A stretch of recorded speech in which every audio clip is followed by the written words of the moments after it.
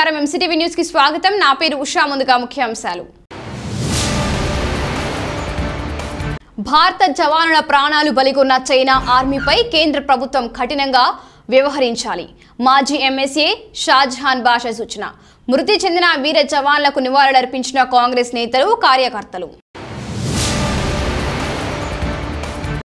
రైతులు ఎక్కడైనా ఉత్పత్తులను విక్రయించుకోవచ్చు అలాగే వ్యాపారస్తులు ఎక్కడైనా రేషన్ కొనొచ్చు స్పష్టం చేసిన సిరికల్చర్ డీడీ అరుణ రిలీలర్తో ప్రత్యేక సమావేశం నిర్వహించిన డీడీ భారతదేశ సరిహద్దులో చైనా సైనికులు జరిపిన కాల్పుల్లో మరణించిన వీర జవాన్ల ఆత్మలకు శాంతి కలగాలని మదనపల్లె మాజీ ఎంఏలు కాంగ్రెస్ పార్టీ నాయకులు షాజహాన్ బాషా తెలియజేశారు నేడు ఆయన నివాసం నందు విలేకరుల సమావేశాన్ని నిర్వహించారు ఈ సందర్భంగా ఆయన మాట్లాడుతూ మన సైనికులపై జరిగిన దాడికి ప్రతిస్పందనగా కేంద్ర ప్రభుత్వం ధీటుగా స్పందించాల్సిన సమయం వచ్చిందన్నారు మన దేశం యొక్క శక్తి సామర్థ్యాలను చైనాకు చూపి వీర జవానుల బలిదానాలకు సార్థకత చేకూరేలా చర్యలు తీసుకోవాలని సూచించారు మెడికల్ కి మెడిసిన్ కి వైద్యానికి ఒక మెరుగైన సేవ అందించిన ఇటలీనే ఈరోజు తమంతో తాను నా చేతిలో ఏమి లేదు చేతులు ఎత్తేశారు భారతదేశంలో 3 లక్షల పైచిలకు దాటినా కూడా డెత్ రేట్ ప్రపోర్షనేట్ చాలా తక్కువగా ఉంది మీరు వేరే దేశాలకు పోల్చి దీనికి నేను చెప్తాను ఎందుకంటే భారతదేశం వచ్చింది కర్మభూమి ప్రతి ఒక్క మనిషి కష్టపడి తమ స్థానానికి ఒక ఉనికి చాటి ప్రతిరోజు కష్టజీవులుగా జీవించిన భారతదేశ పౌరులు అలెగ్జాండర్ కాడి నుంచి ఎత్తుకొని చాలా మంది చరిత్ర తీసుకొని ఎవరు భారతదేశం వరకు వచ్చి ఏమి దేశానికి ఏమి చేయలేదు అటువంటి దేశం ఇది కరోనా మాకేమీ ఒక పెద్ద ఇది కాదు కాకపోతే దీనికి తీసుకోవాల్సిన మన ప్రికాషన్స్ తీసుకునే అవసరం ఉంది ఇటువంటి సందర్భంలో నేను మెయిన్ పాయింట్కి వస్తున్నాను ముఖ్యంగా చైనా ఈ రోజు నుంచి కాదు చైనా దాదాపు 2.5 సంవత్సరం నుంచి భారతదేశంలో చొరబడి వస్తూనే ఉంది ఏదో ఒక రూపంగా లోపల వస్తూనే ఉంది కాకపోతే భారతదేశ పౌరులకు మోడీ గారి ప్రభుత్వం తప్పుదావ పట్టించింది క్లారిటీ పెట్టలేదు వాస్తవ పరిస్థితి తెలపలేదు వాస్తవంగా వాళ్ళపైన కన్ను పెట్టలేదు చైనా మనం అనుకోకపోయినా మనకు శత్రువుగా క్లియర్ కట్గా ప్రవర్తిస్తూనే వస్తుంది ఈరోజు దాదాపు 23 మంది సైనికులని చెప్తారు నేను ఇంకా ఎక్కువ అంటాను నేను ఏమంటానంటే ఒక్క సైనిక ప్రాణం కూడా పోతే దేశానికి చాలా పెద్ద అది ఎదురు దెబ్బగా దయచేసి ఏమి నరేంద్ర మోడీ గారు దేశ ప్రధానమంత్రి గారు దీనికి మాట్లాడకపోవడం మన హోమ్ మినిస్టర్ అమిత్ షా గారు మాట్లాడకపోవడం డిఫెన్స్ మినిస్టర్ గారు మాట్లాడకపోవడం ఎక్స్టర్నల్ అఫేర్ మినిస్టర్ గారు మాట్లాడకపోవడం ఈ విషయము ఈ నలుగురి బాధ్యతకు వస్తారు ఎక్స్టర్నల్ అఫేర్ మినిస్టర్ వచ్చేది మనకు వేరే దేశాలకు ఒక సంబంధాలపైన ఆ మినిస్టర్ మాట్లాడాల్సి వస్తుంది హోమ్ మినిస్టర్ దేశ భద్రత దేశ అవసరం పట్ల ఆయన చూసే అవసరం డిఫెన్స్ మినిస్టర్ సంబంధిత defence army navy force everything comes under ఆయన దీనికి బాధ్యులవుతారు ప్రధానమంత్రి గారు తండ్రి లాంటి వారు ఇన్ని రోజులు జరిగినా ఏం మాట్లాడకపోవడం గమ్మునుండిపోవడం దానికి ఏదో ట్రంప్ వచ్చి ఏదో పలకడం ఏమిది తక్షణం దేశ ప్రధానమంత్రి గారు దీనిపైన ఒక స్టేట్మెంట్ ఇవ్వాలా అవసరమైతే ఏమి చైనాకి ఆయన బుద్ధి చెప్పాలంటే మనకేం పెద్ద కష్టం కాదు మన జవాన్లు చాలా సమర్థులు మన నేవీ కానీ మన ఆర్మీ కానీ మన ఏమి ప్రతి ఒక్క మిలిటరీ కానీ చాలా సమర్థంగా ఎదుర్కొనే వాళ్ళ దగ్గర స్తోమత ఉంది దయచేసి తక్షణం సెంట్రల్ గవర్నమెంట్ చాలా బాధ్యత వహించాలా తక్షణం దీనిపైన ఒక క్లియర్ కట్ తీసుకురావాలా ఎట్టి పరిస్థితుల్లో కూడా మీరు దీనిపైన 135 కోట్ల ప్రజలకు పూర్తిగా నమ్మకం కల్పించే బాధ్యత వచ్చిందే ఏమి ఈరోజు ఉన్న సెంట్రల్లో ఉండే ప్రభుత్వం అని చెప్పి మరొకసారి తెలియజేస్తున్నాం ఎట్టి పరిస్థితుల్లో ఇటువంటి సందర్భాలకు మేము ఎవరు కూడా ఏమి మేము పార్టీలు లేవు దీనికోసము ఏమి కులాలు లేవు దీనికోసం సందర్భాలు లేవు దీనికి ఒకే ఒక్క మాట ఉంది, నేను భారతీయుడిని, నేను ఈ దేశ పౌరుణ్ణి, ఈ దేశ సమగ్రత కోసం, దేశ విలువల కోసం, ఈ జాతి సమైక్య కోసం ఎప్పుడు మేమంతా కలిసి ఉన్నామని చెప్పి తెలియజేస్తున్నాము. ఆ మాట ఈరోజు బీజేపీ ప్రభుత్వం మన ప్రధానమంత్రి గారు కూడా రుజువు చేసే సందర్భం ఉందని చెప్పి ఆయన పైన బాధ్యత ఉందని చెప్పి తెలియజేస్తున్నాం. దయచేసి మీరు ఎక్కడ కూడా ఆలోచన చేసే అవసరం లేదు. 3 లక్షల కరోనా కేసులు వచ్చినా కూడా మన డెత్ రేట్ చెక్ చేసుకోండి మీరు. అదే చైనాలో దాదాపు మీకు తెలిసిన 1,00,000 మంది చనిపోయారు. అవన్నీ ఫారం కోళ్ళు, మన భారతదేశంలో అంతా నాటి కోళ్ళు. మనకి ఇవన్నీ కరోనా అంతా ఏమి లెక్క చేయరు. కాకపోతే మనము నాయకత్వం వహించే వాళ్ళు సమర్థవంతంగా నాయకత్వం వహించాలి. మన పైన చాలా పెద్ద బాధ్యత ఉంది. 135 కోట్ల ప్రజల కోసం మనం ప్రాతినిధ్యం వహిస్తున్నాం. మనం ఏం చేస్తున్నాం అనేది ప్రజలు మన పక్క చూస్తున్నారు. ఏడో కొడతా అంటే మనం దెబ్బలు చూసుకుంటా ఉంటే ఇది కాదు. జవాబు ఇచ్చే సందర్భం ఉంది. తప్పకుండా మనం అందరం కలిసి ఇవ్వాలని చెప్పి తెలియజేస్తూ, దయచేసి దీనికి పార్టీ పరంగా తీసుకోకుండా భారతీయుల మనసులో ఉన్న బాధగా ఇది తీసుకొని మీరందరూ ముందుకు వెళ్ళాలని చెప్పి బీజేపీ నాయకులు నా తరఫున విన్నపం చేస్తున్నారు. అన్ని శాఖల అధికారులను సమన్వయపరుస్తూ ప్రజలకు సత్వర సేవలు అందేలా కృషి చేస్తారని మదనపల్లి ఆర్డీఓ మురళి తెలియజేశారు. మదనపల్లి సబ్ కలెక్టర్గా ఉన్న కీర్తి చేకూరి పదోన్నతిపై వెళ్లడంతో తాత్కాలిక ఆర్డీఓగా మురళిని కలెక్టర్ డాక్టర్ నారాయణ భరత్ గుప్తా ఆదేశాల మేరకు బాధ్యతలు చేపట్టిన విషయం తెలిసిందే. కాగా నేడు పూర్తి స్థాయి ఆర్డీఓగా నియమిస్తూ కలెక్టర్ నుండి ఉత్తర్వులు రావడంతో ఆయన పూర్తి స్థాయిలో బాధ్యతలు స్వీకరించడం జరిగింది.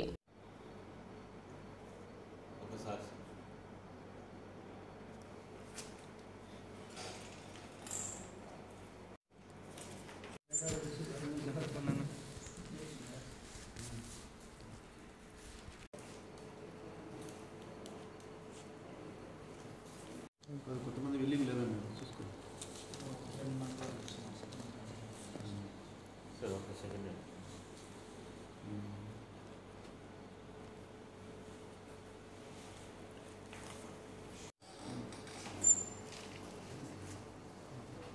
ఈరోజు అనగా 17/6/2020 రోజు ప్రభుత్వ ఆదేశాల మేరకు జియో నెంబర్ 966 ప్రకారం ఈరోజు నేను ఇక్కడ ఆర్డీఓగా జూమ్ ఛార్జీ తీసుకోవడం జరిగింది.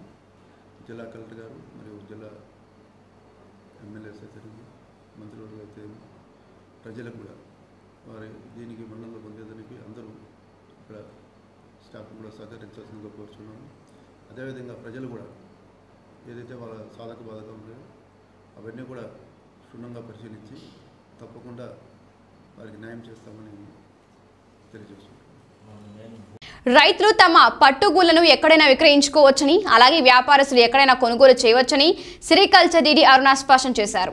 నేడు ఆమె పట్టణంలోని సిరికల్చర్ కార్యాలయం నందు లీడర్లతో ప్రత్యేక సమావేశం నిర్వహించారు. ఈ సందర్భంగా ఆమె మాట్లాడుతూ ఇటీవల పలమనేరు పట్టుగూళ్ల కేంద్రం అధికారులతో రీలర్లకు ఏర్పడ్డ సమస్య గురించి తెలుసుకుని పరిష్కరించడానికి ఇక్కడకు రావడం జరిగిందన్నారు. 45,000 ఎకరాల్లోనూ మల్బరీ సాగు చేయబడుతుంది. ఎక్కువగా కుప్పము, పలమనేరు, మదనపల్లికి సంబంధించి మనకు పీటీఎం, తర్వాత కొత్తకోట, తంబళపల్లి ఏరియాలోను, అలాగే తిరుపతి ఏరియాలో అయితే చంద్రగిరి ఏరియాలోను, చిత్తూరు ఏరియాలో అయితే ఎక్కువగా చిత్తూరు చుట్టుపక్కల అయితే జీడి, నెల్లూరు, పెనుమూరు ఆ ఏరియాలో మల్బరీ ఎక్కువగా సాగు చేయబడుతుంది. ఈ సంవత్సరం మాకు 6,000 ఎకరాల టార్గెట్గా ఇచ్చారు. 6,000 ఎకరాల్లో మేము ఈ 5 డివిజన్స్, అసిస్టెంట్ డైరెక్టర్ డివిజన్స్ మన జిల్లాలో ఉన్నాయి. 5 డివిజన్లలో ఒక్కొక్కరికి కొంచెం పెద్ద, అంటే పలమనేరు, కుప్పం డివిజన్కి 1,500 ఎకరాలు, మిగతా జిల్లాలకు 1000 ఎకరాల చొప్పున మేము ఇవ్వడం జరిగింది.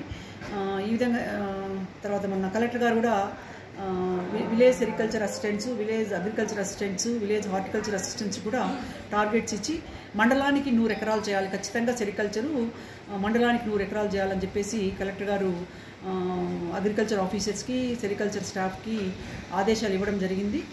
ఆ విధంగా మేమంటే ఇప్పుడు ఈ జూన్లోనే మనకు వర్షాలు, మాన్సూన్స్ స్టార్ట్ అయిన తర్వాతనే రైతులందరూ కూడా మల్బరీ పెట్టడానికి ముందుకు వస్తారు. సో జూలై నుంచి మాకు ప్లాంటేషన్ అనేది స్టార్ట్ అవుతుంది. ఇవన్నీ కూడా మేము ఎన్ఆర్ఎస్జీ స్కీమ్ కింద అనుసంధానం చేయడం జరిగింది. Plantation, mulberry plantation, bush plantation, అలాగే ఈ సంవత్సరం కొత్తగా ట్రీ ప్లాంటేషన్ అంటే వృక్ష పద్ధతిలో మల్బరీ మొక్కలను నాటడం అనమాట. అది ఏ విధంగా అయితే మనము మ్యాంగో ట్రీస్ 20 అడుగులు 20 అడుగులు నాటుతామో ఆ విధంగా 10 అడుగులకు 8 అడుగులకు కూడా మల్బరీ కూడా చేయొచ్చు. దాన్ని ట్రీ ప్లాంటేషన్ అంటాం. దాన్ని కూడా మనము ఉపాధి హామీ పథకంతో అనుసంధానం చేయడం జరిగింది. సో ఈ విధంగా రైతులకి ఉపాధి హామీ పథకం ద్వారా బుష్ ప్లాంటేషన్కి, అలాగే ట్రీ ప్లాంటేషన్కి టైప్ 1, టైప్ 2 రేరింగ్ షెడ్స్, 2 రకాల షెడ్స్ ఉన్నాయి కూడా, టైప్ 1, టైప్ 2 అనేసి. ఈ 2 షెడ్లకు కూడా ఉపాధి స్కీమ్ కింద అనుసంధానం చేసి రైతులకి లేబర్ కాంపోనెంట్, మెటీరియల్ కాంపోనెంట్ వచ్చే విధంగా మా కమిషనర్ గారు, తర్వాత పంచాయతీరాజ్ కమిషనర్ గారు, కలెక్టర్ గారు సహకరించి వీటన్నిటిని కూడా మేము రైతులకు మనము సదుపాయాలు కల్పించడం జరిగిందనమాట. అలాగే కకూన్ మార్కెట్స్ చూస్తే 3 కకూన్ మార్కెట్స్ ఉన్నాయి మన జిల్లాలో. పెద్దది ఇదివరకు పలంనేరు, అలాగే మదనపల్లి, కుప్పం అనమాట 3 మార్కెట్స్ ఉన్నాయి. జనరల్గా రైతులైతే ఎక్కడ మంచి రేటు ఉంటే అక్కడికి రైతులు పోవడం జరుగుతుంది. ఎక్కువగా అయితే ఇదివరకు గత సంవత్సరం చూస్తే ఎక్కువగా మనకు పలంనేరు మార్కెట్లో ఎక్కువ ట్రాన్సాక్షన్స్ జరిగాయి. తర్వాత కుప్పము, తర్వాత మదనపల్లిలో ట్రాన్సాక్షన్స్ జరగడం జరిగిందనమాట. ఇక షెడ్లకు సంబంధించి చూస్తే షెడ్లకు డిపార్ట్మెంట్ తరఫున టైప్ 1 షెడ్కు 3 లక్షలు సబ్సిడీ ఇవ్వడం జరుగుతుంది. టైప్ 2 షెడ్కు 2,25,000 సబ్సిడీ ఇవ్వడం జరుగుతుంది. 2 టైప్స్ ఆఫ్ షెడ్స్ మేము ఎంకరేజ్ చేస్తున్నాము. అలాగే ఉపాధి పని కింద కూడా వాళ్ళకి మెటీరియల్ కాంపోనెంట్, లేబర్ కాంపోనెంట్ కూడా రావడం జరుగుతుంది. ఈ విధంగా 450 షెడ్స్ మేము చేయాలని చెప్పి టార్గెట్గా పెట్టుకున్నాం. బట్ ఇంకా అంతకంటే ఎక్కువ రైతులు ఎవరైనా చేస్తామని ముందుకు వచ్చినా కూడా మేము ఇవ్వడానికి మా కమిషనర్ గారు ఒప్పుకోవడం జరిగింది. బడ్జెట్ కూడా కేటాయించడానికి కమిషనర్ గారు కూడా ఒప్పుకోవడం జరిగింది. కాబట్టి ఎంతమంది రైతులు మల్బరీ చేపట్టి ఎంతమంది షెడ్లు కట్టుకుంటామన్నా కూడా డిపార్ట్మెంట్ ముందుకు వచ్చి వాళ్ళందరికీ కూడా సహాయ సహకారాలు అందించడానికి మేము ఎల్లప్పుడూ ముందంజలో ఉంటాము. ఈ మధ్యకాలంలో చైనా అంటే మనకి ఇప్పుడు ఈ కరోనా ఎఫెక్ట్ వలన కకూన్ రేట్స్లో కొంత రేటు తగ్గినాయి. అలాగే సిల్క్ రేటు కూడా తగ్గింది. సిల్క్ కూడా ఎక్కువ సేల్స్ కావడం లేదు. దీని అంతటికీ కారణం ఈ లాక్డౌన్ వలన ఫంక్షన్స్, ఎందుకంటే పట్టు అనేది మన భారతీయ సంస్కృతిలో భాగం అనమాట. సో ఈ లాక్డౌన్ వలన ఫంక్షన్స్ అవి లేక సిల్క్ షోరూమ్స్ సరిగ్గా నడవక పట్టు కొంత డిమాండ్ లేదు. కాబట్టి ఈ లాక్డౌన్ పీరియడ్లో కొంత రేట్లు అయితే కకూన్ సిల్క్ అంతా కూడా నిలిచిపోవడం వలన కకూన్ రేట్స్ అయితే కొంతవరకు తగ్గినాయి.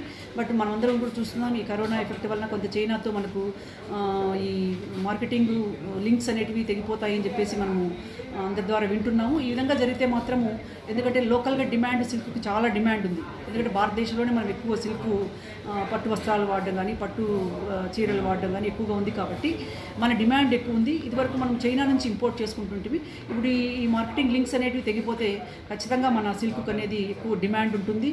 రైతులు కూడా విరివిగా పెట్టుకుంటే, ఎందుకంటే దాదాపు మనము దగ్గర గతంలో అయితే 30,000 కేజీల నుంచి పైచిలుకే మనము చైనా నుంచి ఇంపోర్ట్ చేసుకోవడం జరిగింది. ఎందుకంటే ఈ సిల్క్ ఉత్పత్తి అనేది మన దక్షిణ భారతదేశంలోనే ఉంది. అంటే మనకు కర్ణాటక, ఆంధ్రప్రదేశ్, తమిళనాడు, మహారాష్ట్ర ఈ ప్రాంతాల్లోనే ఉంది. కానీ ఉత్తర భారతదేశంలో కకూన్ ప్రొడక్షన్ అనేది అయితే లేదనమాట. సో అక్కడ కావాల్సిన ఉత్పత్తి అంతా, అక్కడ కావాల్సిన సిల్క్ యొక్క డిమాండ్ అంతా కూడా చైనా నుంచి తీసుకొని మీట్ అయ్యేవాళ్ళు అనమాట. సో ఇప్పుడు చైనాతో మనకు లింక్ తెగిపోయింది అంటే మాత్రం ఖచ్చితంగా మన సిల్క్కి డిమాండ్ పెరుగుతుంది. సిల్క్కి డిమాండ్ పెరిగింది అంటే కకూన్ రేట్స్ బాగా పెరుగుతాయి. సో రైతులకు కూడా ఉపయోగకరంగా ఉంటుంది. కాబట్టి మేము రైతులందరికీ కూడా చైతన్యపరిచి ఈ నెలలో, రేపు నెలలో కూడా మేము ఫార్మర్స్ మీట్స్ అనేటివి ఒక్కొక్క టెక్నికల్ సర్వీస్ సెంటర్ పరిధిలో 5-6 మీటింగులు రైతులతో కూడా అవగాహన సదస్సులు పెట్టి కొత్త ఎకరేజ్ 6,000 కంటే మించి ఎకరేజ్ తీసుకురావాలని చెప్పేసి నా ప్రయత్నం మేము చేస్తున్నాము. భారత్ చైనా సరిహద్దులో జరిగిన ఘర్షణలో వీరమరణం పొందిన సైనికులు కల్నల్ సంతోష్ బాబు సేవలను యావత్ భారతదేశం గర్విస్తుందని బీజేపీ జాతీయ నాయకులు చల్లపల్లి నరసింహారెడ్డి తెలియజేశారు. నేడు ఆయన గృహమునందు సంతోష్ బాబు చిత్రపటానికి పూలమాలలు వేసి నివాళులర్పించారు. ఈ కార్యక్రమంలో బీజేపీ నాయకులు రవి, డాక్టర్ అజ్మతుల్లా ఖాన్, ఎన్ సేతు, ప్రశాంత్ తదితరులు పాల్గొన్నారు.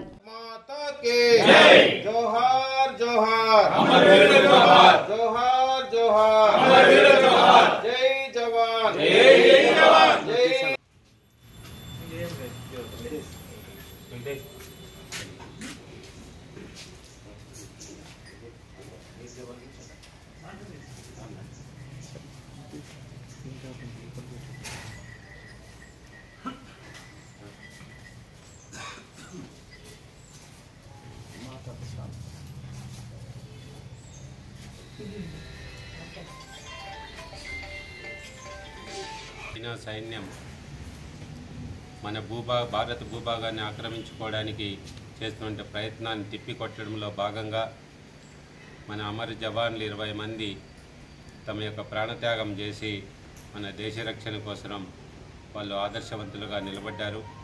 అలాంటి దేశం కోసం ప్రాణాలు అర్పించినటువంటి అమర జవాన్లకి యావత్ భారతదేశమంతా కూడా ఈరోజు నివాళులు అర్పిస్తూ ఉంది.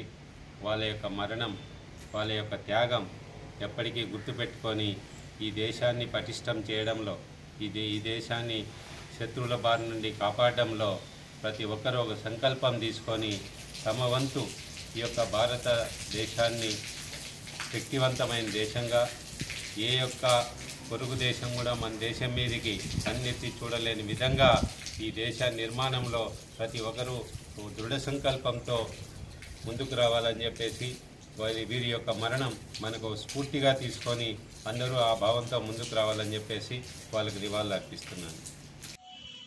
భారతమాత ముద్దుబిడ్డ ఒకరిని కోల్పోవడము అత్యంత బాధాకరమైన విషయము. కరోనాని సృష్టించిన చైనా దేశం ప్రపంచవ్యాప్తంగా అన్ని దేశాలని కూడా కబలించాలని తీవ్ర ప్రయత్నాలు చేస్తూ ఉంది. దీని వెనకాల ఒక అంతర్జాతీయ కుట్రనే పనిచేస్తూ ఉంది. నిన్నలా మొన్న పాకిస్తాన్లో మన విదేశీ అధికారుల్ని కిడ్నాప్ చేయడం, ఒక పక్క నేపాల్లో వాళ్ళని భారతదేశం మీదకి ఉసిగొల్పడం, ఈరోజు ఒక పక్కన శాంతియుత చర్చలు అధికారుల స్థాయిలో జరుగుతూ ఉంటే ఈ చైనా కరోనాను సృష్టించినట్లు ప్రపంచవ్యాప్తంగా కూడా అశాంతిని సృష్టిస్తూ ఉంది. అది 1965వ సంవత్సరం కాదు ఇది. ఇప్పుడు ఉండేది పటిష్టమైన మోడీ సర్కార్. ఖచ్చితంగా ఈ కరోనాని సృష్టించిన ఈ చైనా కుక్కలకి, భారతదేశంలో ఉండే చైనా కుక్కలకి, చైనాలో ఉండే చైనా కుక్కలకి కూడా మోడీ గారి ప్రభుత్వము ఖచ్చితమైన చర్యల్ని, వాళ్ళ మీద కఠినమైన చర్యలు తీసుకొని మంచి చెంపదెబ్బు లాంటి సమాధానం ఇస్తుందని ఈ సందర్భంగా మేము తెలియజేస్తున్నాం. భారత్ మాతాకి జై. చైనా సరిహద్దుల్లో భారతదేశంలో ఉన్నటువంటి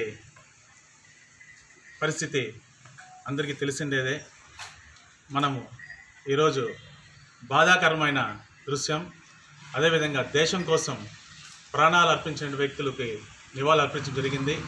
ఇందులో మన తెలుగువారైనటువంటి సంతోష్ బాబు గారు ఉండేదాని వల్ల మనం గౌరవంగా కూడా భావిస్తున్నాం. జై హింద్, జై భారత్. కోటుకో మన సంతోష్ బాబు లాంటి వారికి దక్కుతుంది. సంతోష్ బాబు చిన్నప్పటి నుంచి కూడా చాలా యాక్టివ్గా ఉండేవారు.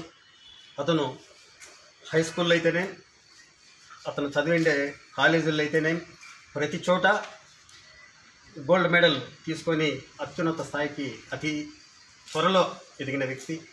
వారు ఈరోజు మన 135 కోట్ల భారతీయ జనాభా కోసం చైనా సరిహద్దుల్లో జరుగుతున్న ఆ యుద్ధంలో వీరమరణం పొందడం చాలా బాధాకరం. అయినా వారికి వాళ్ళ అమ్మా నాన్నకు ఇతను ఒక్కడే సంతానమైనా వాళ్ళ అమ్మగారు ఇచ్చిన స్ఫూర్తి యావత్ భారతదేశానికి చాలా స్ఫూర్తిదాయకంగా ఉంది. వారికి నాకు ఒకే కుమారుడైనా మరణించడం బాధగా ఉంది.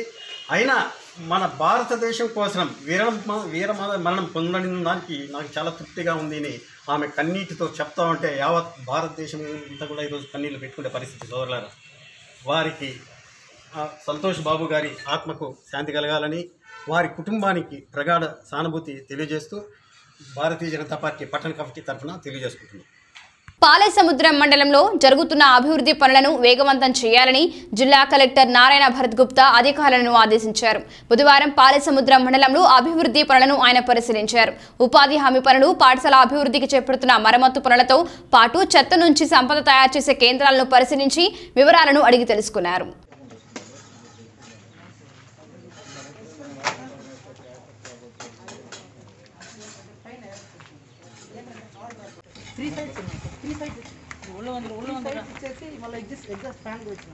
గ్రిల్ పెడుతున్నాం సార్, ఎంఎస్ గ్రిల్ పెడుతున్నాం సార్. 3 సైడ్స్ పెడతాం, 3 సైడ్స్ పెడతాం.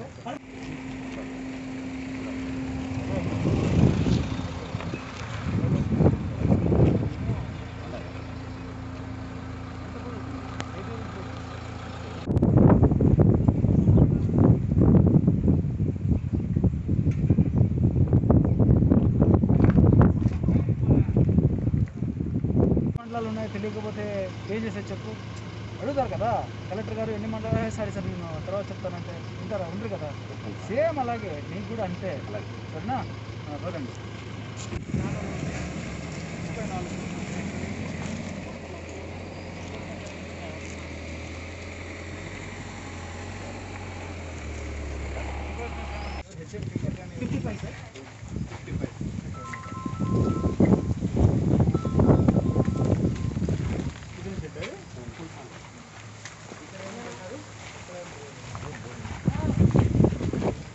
వార్తలు ముగించే ముందు హెడ్లైన్స్ మరొకసారి. భారత జవానుల ప్రాణాలు బలిగొన్న చైనా ఆర్మీపై కేంద్ర ప్రభుత్వం కఠినంగా వ్యవహరించాలి. మాజీ ఎంఎస్ఏ షాజహాన్ బాషా సూచన. మృతి చెందిన వీర జవాన్లకు నివాళులర్పించిన కాంగ్రెస్ నేతలు, కార్యకర్తలు. రైతులు ఎక్కడైనా ఉత్పత్తులను విక్రయించుకోవచ్చు, అలాగే వ్యాపారస్తులు ఎక్కడైనా రేషన్ కొనొచ్చు. స్పష్టం చేసిన సిరికల్చర్ డీడీ అరుణ. రిలీలర్తో ప్రత్యేక సమావేశం నిర్వహించిన డీడీ. ఇది వాళ్ళ బులెటిన్. మరో బులెటిన్లో మళ్ళీ కలుద్దాం. అంతవరకు సెలవు, నమస్కారం.